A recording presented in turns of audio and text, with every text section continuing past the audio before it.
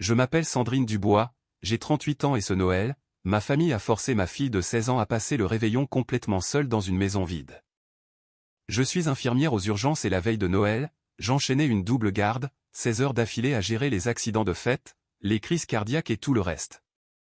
Mes parents organisent le repas de Noël chaque année, une énorme réunion de famille avec plus de 20 personnes, oncles, tantes, cousins, la totale. Ma fille, Léa, était hyper excitée, elle avait acheté des cadeaux pour tout le monde, préparé des sablés de Noël maison et porté son tout nouveau pull moche de Noël. Je l'ai déposé chez mes parents à 16 heures juste avant ma garde en lui disant de s'éclater, que je passerais la chercher le lendemain matin et de m'envoyer plein de photos. Elle m'a serré fort dans ses bras en me disant qu'elle m'aimait et de ne pas trop m'épuiser au travail. Je pensais qu'elle allait passer le meilleur Noël de sa vie, mais j'avais terriblement tort. À 20 heures, en plein milieu de la prise en charge d'un accidenté de la route, mon téléphone a vibré, c'était un SMS de Léa disant « Maman, ils ont dit qu'il n'y a pas de place pour moi à table, mamie m'a dit que je devais rentrer, je prends la voiture. » Mon cœur s'est arrêté, pas de place? Il y avait littéralement 20 personnes entassées dans cette maison, comment était-ce possible qu'il n'y ait pas de place pour ma gamine? Je l'ai appelée dès que j'ai eu une seconde, elle a décroché en pleurant et m'a expliqué que tout le monde passait à table mais que mamie l'avait prise à part pour lui dire qu'il n'avait pas mis de couvert pour elle car c'était une soirée adulte seulement cette année. Adulte seulement? Léa a 16 ans, c'est sa famille. Elle m'a dit qu'il n'y avait pas d'autres enfants car tous ses cousins sont à la fac ou plus vieux, et que même les jumeaux de tante Isabelle qui ont 19 ans étaient là. Je bouillonnais de rage et j'ai demandé où étaient son grand-père et tante Claire, mais elle m'a dit qu'ils étaient juste assis là, que personne n'avait rien dit quand mamie lui a demandé de partir, et que la sœur de papa l'a juste regardé en haussant les épaules. Attends, la sœur de papa? Ma sœur Élodie? Léa m'a confirmé qu'Élodie était là et qu'elle avait amené son nouveau copain, qui était assis à la place que Léa pensait être la sienne. Je n'arrivais plus à respirer, ma propre sœur, mes propres parents, ils avaient viré ma fille le soir de Noël pour que le nouveau mec d'Élodie puisse avoir une chaise. J'ai dit à Léa de conduire prudemment et que je rentrerais dès la fin de mon service, sa voix brisée m'a fendu le cœur quand elle a réalisé qu'elle allait être seule toute la nuit de Noël. J'ai raccroché et fini ma garde en pilote automatique, la fureur me tenait debout. À 6 heures du matin le jour de Noël, mon service s'est enfin terminé, j'étais épuisée, furieuse, à bout. Je ne suis pas rentré chez moi, j'ai conduit directement chez mes parents, j'ai marché jusqu'à leur porte d'entrée et j'y ai scotché une enveloppe avant de partir. 2 heures plus tard, mon téléphone a explosé, ma mère, mon père, ma sœur Élodie, tous m'appelaient en hurlant, mais je n'ai répondu à personne. Avant de vous dire ce qu'il y avait dans cette enveloppe, ce qui s'est passé quand mes parents l'ont lu et comment ma famille a réagi en réalisant ce qu'ils avaient perdu, s'il vous plaît cliquez sur le pouce bleu et abonnez-vous, et dites-moi dans les commentaires d'où vous regardez cette vidéo. France, Belgique, Canada, Suisse, je veux vous lire. Maintenant, revenons au début pour comprendre pourquoi ma famille a cru pouvoir traiter ma fille comme une moins que rien. En grandissant, j'ai toujours été la responsable, la bonne fille, celle qui est devenue infirmière, qui travaillait des heures impossibles sans jamais se plaindre, alors que ma sœur Élodie était tout l'opposé, passant d'un boulot à l'autre, d'un mec à l'autre. Le drame la suivait partout mais elle restait la favorite.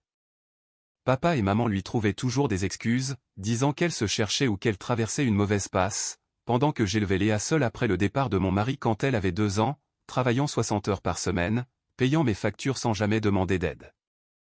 Quand Léa est née, mes parents étaient ravis, c'était leur première petite fille et ils avaient promis d'être là, et pendant un temps ils l'ont été, garde d'enfants, anniversaire, fête de l'école. Mais quand Élodie a commencé à avoir des problèmes d'argent et de couple, tout a tourné autour d'elle et Léa l'a remarqué. Même petite, elle demandait pourquoi papy et mamie ne venaient plus à son spectacle de danse, et je devais mentir en disant qu'ils aidaient tante Élodie, alors qu'ils allaient à la fête d'anniversaire de son nouveau copain.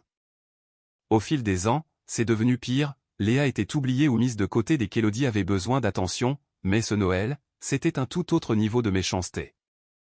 3 semaines avant Noël, ma mère m'avait appelé pour confirmer le dîner chez eux comme d'habitude, sachant que je travaillais mais que Léa serait là, et elle m'avait dit qu'Élodie amenait son nouveau copain, Thomas, qu'ils avaient hâte de rencontrer.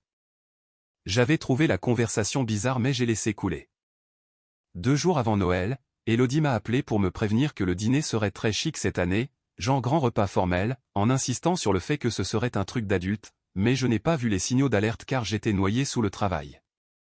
Le jour du réveillon, Je suis arrivé à l'hôpital à midi pour ma double garde après avoir ouvert les cadeaux le matin avec Léa, juste nous deux avec du chocolat chaud, c'était parfait. Elle m'a dit que je allais lui manquer mais qu'elle s'amuserait avec la famille, même si la plupart des cousins n'étaient pas là. Je suis parti travailler, les urgences étaient un chaos absolu, et vers 20h, quand ça s'est calmé, j'ai vu le SMS de Léa. Je l'ai relu 3 fois, mon cerveau ne pouvait pas traiter l'info. Quand je l'ai eue au téléphone, elle pleurait tellement qu'elle pouvait à peine parler, elle m'a expliqué qu'elle était arrivée à 17h, qu'elle avait aidé mamie à mettre la table, rencontré Thomas qui semblait sympa, puis mamie a fini de compter les chaises et lui a dit « Oh Léa. Je suis désolé ma chérie, on a mal compté, il n'y a pas de siège pour toi, c'est entre adultes ce soir. » Elle pensait que c'était une blague mais mamie a pointé Thomas du doigt en disant « C'est notre invité », ajoutant que je comprendrais et que Léa comprendrait quand elle serait plus grande. Papy n'a rien fait, il a juste dit « Désolé ma puce, peut-être l'année prochaine », et Élodie ne l'a même pas regardé, elle s'est assise à côté de Thomas en parlant de vin. Ma fille de 16 ans virée de Noël pour le mec du moment de ma sœur. J'ai dit à Léa de commander une pizza et de regarder ce qu'elle voulait à la télé, que je rentrerai dès que possible. J'ai fini ma garde portée par la haine, et à 6h du matin, je suis allé chez mes parents où toutes les voitures étaient encore garées car ils étaient restés dormir. J'ai scotché l'enveloppe bien en évidence sur la porte et je suis parti. À 8h, les appels ont commencé, j'ai tout rejeté jusqu'à écouter un message vocal de ma mère qui hurlait « Sandrine, comment oses-tu nous faire ça à Noël? Rappelle-moi tout de suite. » Suivi de mon père disant que c'était inacceptable et d'Élodie me traitant de folle. J'ai tout effacé et bloqué leur numéro. Quand je suis rentré, Léa m'a demandé ce que j'avais fait, et je lui ai dit ce que j'aurais dû faire il y a longtemps. Vous voulez savoir ce qu'il y avait dans cette enveloppe? Une lettre tapée à l'ordinateur, froide, factuelle, adressée à maman, papa et Élodie. Hier soir, vous avez dit à ma fille de 16 ans qu'il n'y avait pas de place pour elle au repas de Noël. Vous avez choisi le nouveau copain d'Élodie, un homme que vous venez de rencontrer, au détriment de votre propre petite fille. Léa a passé Noël seule dans une maison vide pendant que je sauvais des vies aux urgences. Laissez-moi être très clair, c'était la dernière fois que vous voyiez ou parliez à Léa ou à moi. N'appelez pas, n'envoyez pas de SMS, ne venez pas chez nous. Vous avez fait votre choix, vivez avec. Aussi, puisque vous préférez les inviter à la famille, voici un cadeau, j'annule le virement automatique que je vous fais chaque mois. Les 500 € que je vous envoie pour aider avec votre crédit immobilier? Fini.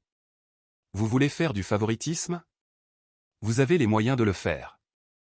Joyeux Noël, Sandrine.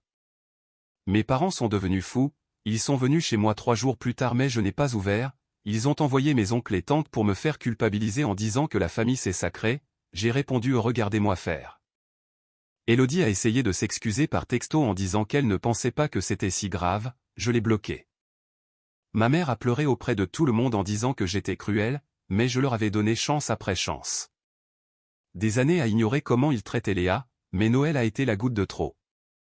On ne vire pas une ado de 16 ans à Noël, on ne privilégie pas un étranger sur sa petite fille, et si on le fait, on ne s'étonne pas des conséquences. Léa va très bien d'ailleurs, elle a été blessée mais on a surmonté ça ensemble, on a commencé nos propres traditions juste toutes les deux, parfois ses amis se joignent à nous, c'est calme et parfait. Cette année, Léa m'a dit « Maman, je suis contente que ce soit juste nous, je n'ai pas besoin de papy et mamie, je tais-toi. » Mes parents essaient encore de me contacter pour les anniversaires ou par d'autres proches, mais je ne réponds pas. Certains ponts, une fois brûlés, le reste pour toujours et ça me va très bien. Merci beaucoup d'avoir écouté jusqu'à la fin, si cette histoire vous a touché, explosez le bouton j'aime, abonnez-vous et dites-moi en commentaire d'où vous venez. N'oubliez pas, la famille n'est pas une excuse pour le manque de respect, vos enfants passent avant tout, toujours.